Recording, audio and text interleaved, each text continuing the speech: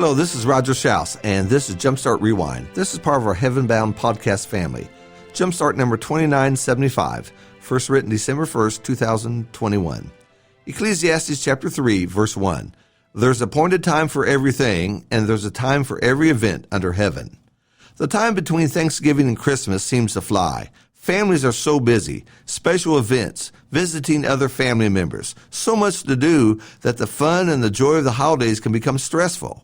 You'd think with all of our technology we have today that we would be more relaxed than ever.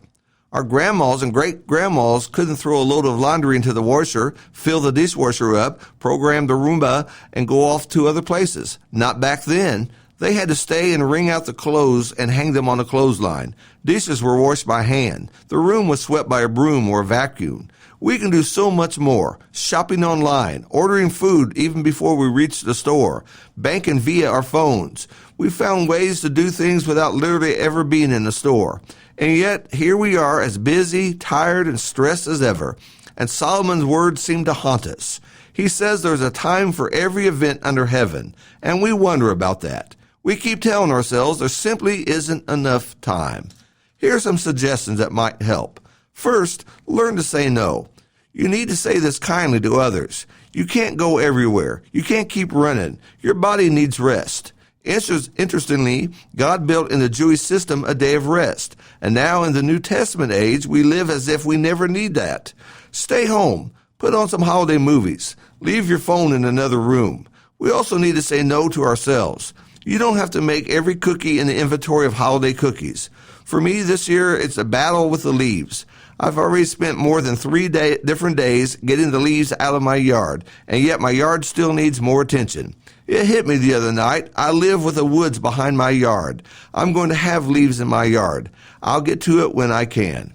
Secondly, find time to think and pray. This is a great thing to do when you go to bed or just wake up. Get organized and get a plan. Run it through your mind and put some prayers on that plan and then attack it. Being disorganized is not only a waste of time and energy, it leaves one feeling overwhelmed and defeated. Make lists. Put things in order. Before company comes, launch a new product of things with meetings and those kind of aspects. Before sports teams execute a play, they've talked about that play and practiced that over and over again.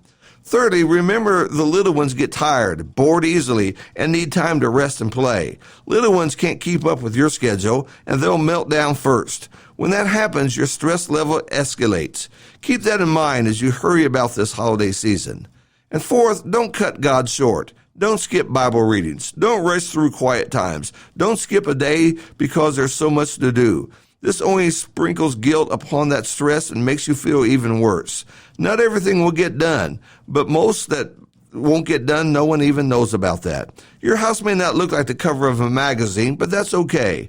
Someday those little ones will be grown up and moved out. And when they think back about the holiday times, what do you want them to remember? Mom and dad shouting at each other, how stressed the parents were, and how everyone had to walk on eggshells because of the tensions of getting everything done perfect. Is that great memory? It's not. How about the fun and the joy of being with mom and dad? How about the games you played together? How about the sing-alongs? How about the trips to the grandparents?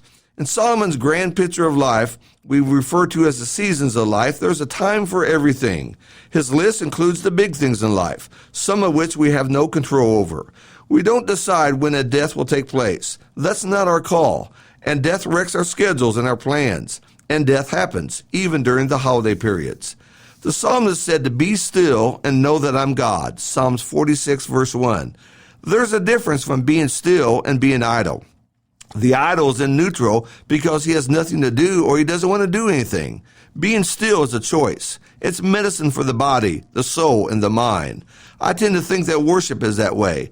For us preachers, it's a very busy day with all the things that must be done. But even in that, once the worship begins, the mind, the body, the heart settles into sweet fellowship with the Lord. A tired soul can feel rested during worship. I don't view worship as yet another thing that has to be done and checked off the list. Instead, it's a choice. It's good for me. It's good for the Lord. And that period of worship can shake things up on the inside, and I can realize that I don't have to do everything that was on my list. What is important is family, love, and, of course, Jesus Christ.